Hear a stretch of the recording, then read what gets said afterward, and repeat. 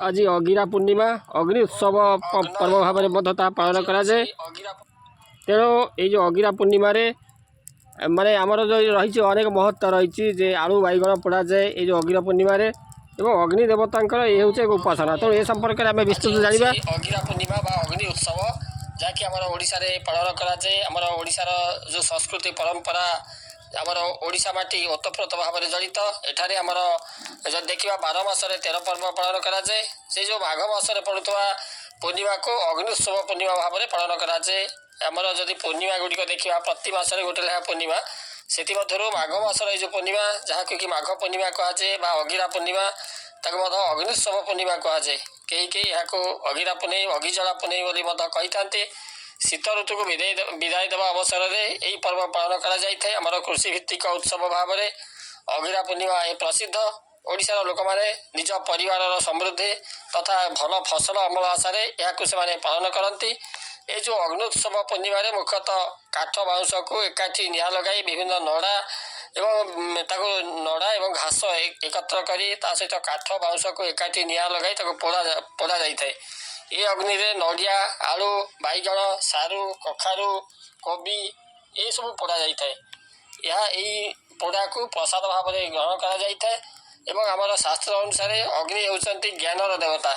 अग्नि बिजुली और सूर्य होती अग्नि देवता तीनोटी रूप। आमर विष्णु पुराण अनुसार ब्रह्मांकर ज्येष्ठ पुत्र होती अग्नि। ब्रह्मांकर ज्येष्ठ पुत्र होती अग्नि देवता। तेणु अग्नि पाचन ऊर्जा रही है आमर जो खाद्य को हजम कर साहाय्य करते अग्नि देवता जहाँ कि कहुए जठर अग्नि।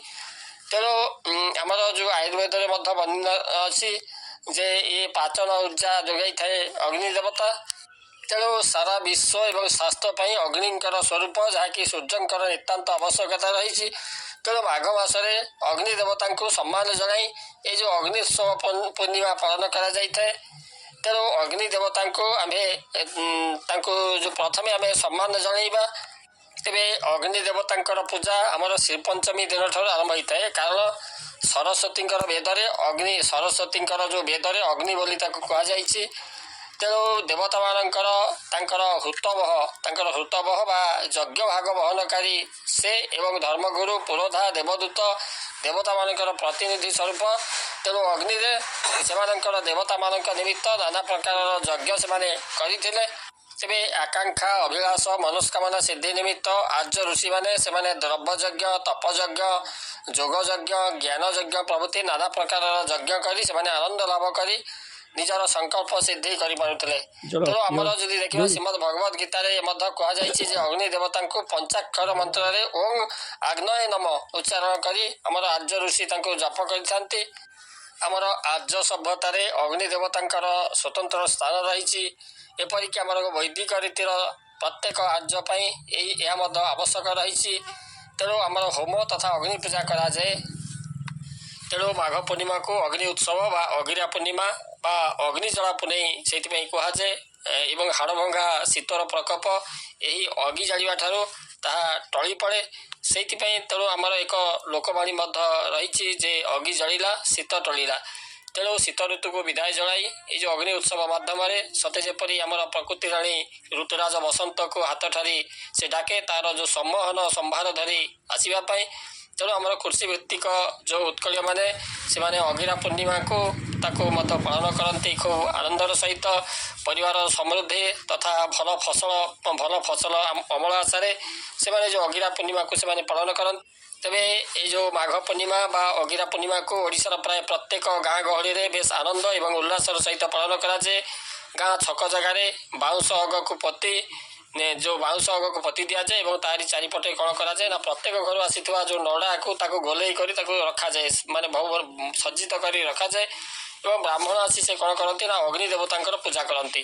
तापर कौन हुए ना गोटे बेड़ा छण धरी से जो निआं लगाई मंत्र पाठ कर तार अग्नि चारिपटे 3 थर परिक्रमा कर सारा पर निआं लगे दिखती। अग्नि देहरे से जो निआं माने जो अग्नि देहरे निआं लगे दिखती। ता देहरे लोक मैंने कौन करती से अग्नि उपर से घर आनी जो बैगण एवं बैगण आलू ये सब दूर पकई था हरिबोल हुड़हुड़ी एवं घंटा घंटा शब्द एक माने भाक्तिक परिवेश से सृष्टि हुए।